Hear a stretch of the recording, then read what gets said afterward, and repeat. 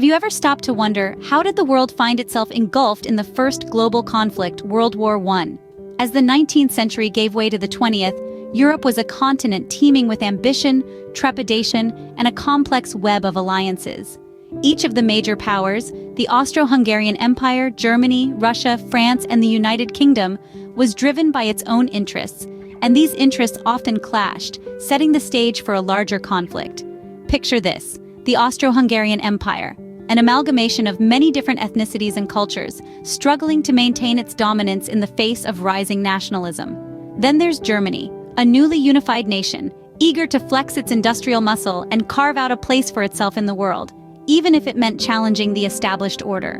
Meanwhile, Russia, with its vast territory and burgeoning population, sought to expand its influence and protect its Slavic brethren in the Balkans.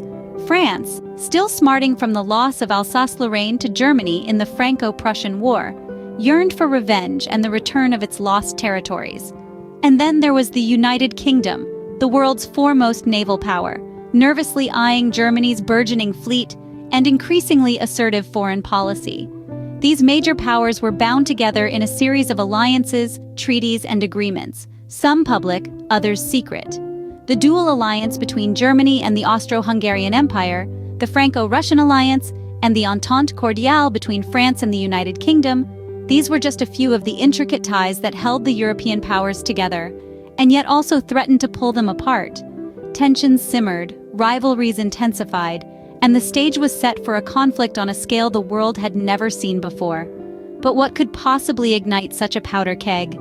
What event could be so cataclysmic that it would propel these powers into a war that would consume the whole world? So the stage was set, but what was the spark that ignited the flame of war? The year was 1914, and a single bullet in Sarajevo would change the course of history. Allow me to paint a picture for you. It was a balmy summer day in the heart of Bosnia. The streets were thronged with people, their eyes drawn to a parade of cars carrying none other than Archduke Franz Ferdinand of Austria-Hungary and his wife Sophie. Suddenly the cheers transformed into screams.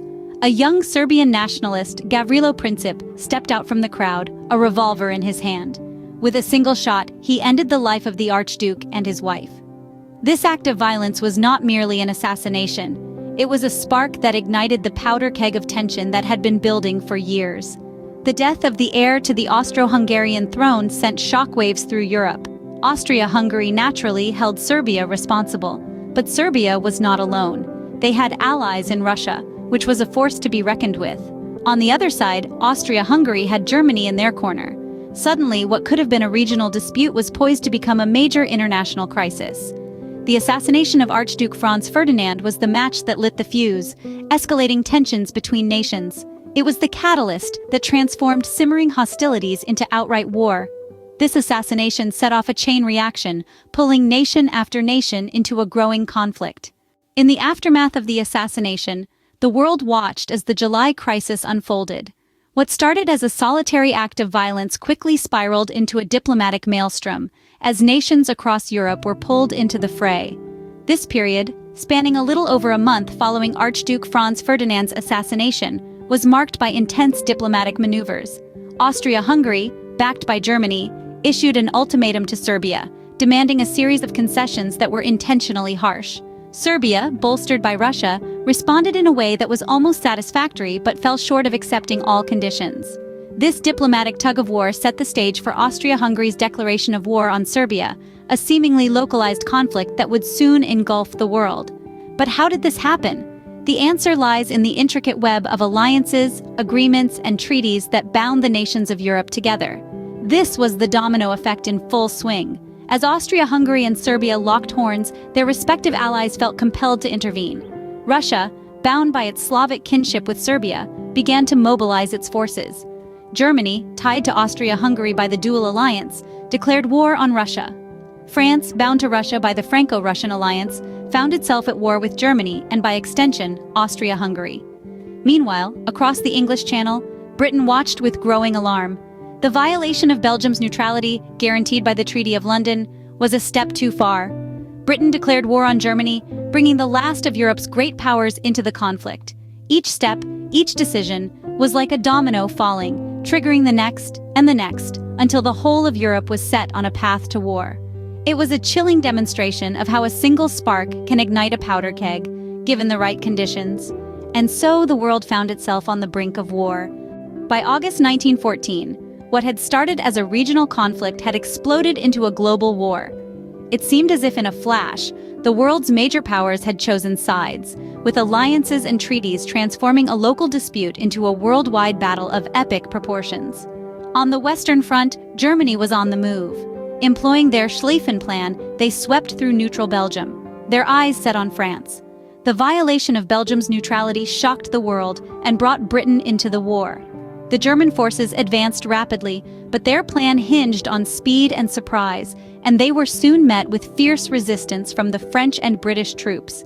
Meanwhile, on the Eastern Front, the colossal Russian army was mobilizing. Despite their slow start due to logistical issues, their sheer numbers posed a serious threat to the Central Powers. Germany, now fighting on two fronts, had to divert resources from their offensive in the West, giving the Allies a glimmer of hope. Yet this was not just a European conflict. Countries from around the world were drawn into the fray. The British Empire's dominions, such as Canada, Australia, and India, sent troops to fight. Japan, allied with the British, declared war on Germany, while the Ottoman Empire joined the Central Powers, opening up new fronts in the Middle East. The early battles of the Great War were a chilling preview of the horrors to come.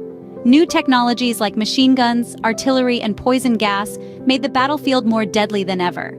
It was a war of attrition, where victory seemed to go not to the most strategic, but to the most persistent.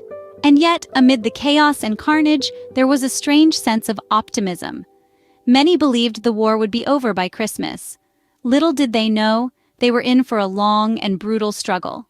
It was the start of a war unlike anything the world had seen before. World War I, also known as the Great War, was a conflict of unprecedented scale and devastation. An intricate web of alliances and rivalries had been woven across Europe in the years leading up to the war. These alliances, complex and often secretive, created a delicate balance of power. It was a balance so delicate, in fact, that it took just one event, the assassination of Archduke Franz Ferdinand of Austria, to upset it. This assassination was a spark that set off a powder keg, leading to a series of events known as the July Crisis. Countries began to mobilize their armies, alliances were invoked, and diplomatic relations broke down. It was a time of intense uncertainty and fear, a time when the world held its breath and waited to see what would happen next. And then, the unimaginable happened.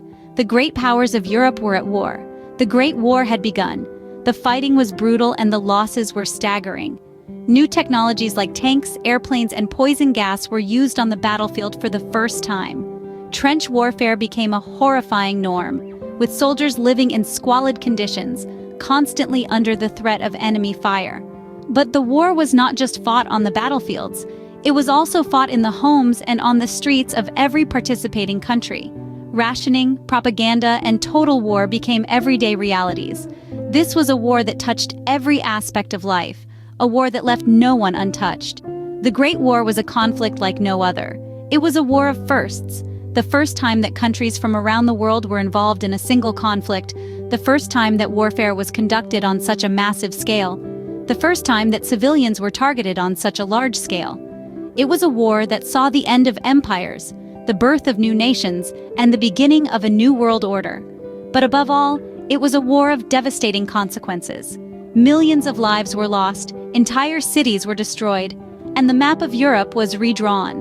The world was left in ruins, both physically and emotionally. The war left a lasting legacy, shaping the course of the 20th century and beyond. World War I was a cataclysmic event that changed the world forever. It was a war that was meant to end all wars, yet it set the stage for an even more devastating conflict just a few decades later.